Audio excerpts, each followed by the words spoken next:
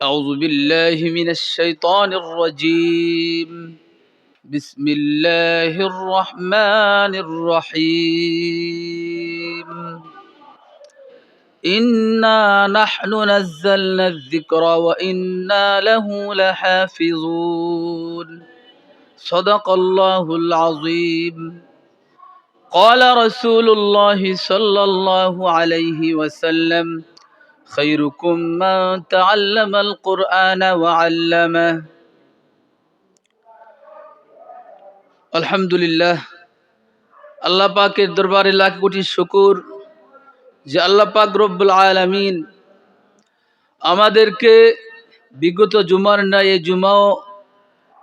জুমার নামাজ পড়ার জন্য আসার এবং বসার, কিছু কথা বলার এবং শোনার তৌফিক দান করেছেন। এর জন্য সকলে বলি আলহামদুলিল্লাহ। আমি আজকে আপনাদের সামনে কোরআনের ফজিলত সম্পর্কে কিছু আলোচনা করব ইনশাআল্লাহ, যদি আল্লাহ তৌফিক দান করেন। কোরআন